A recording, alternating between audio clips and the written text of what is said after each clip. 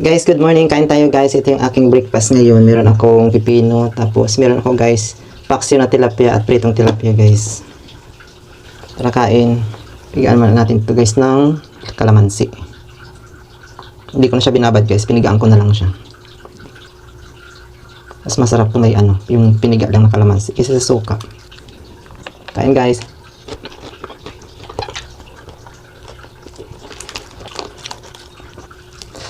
Yan.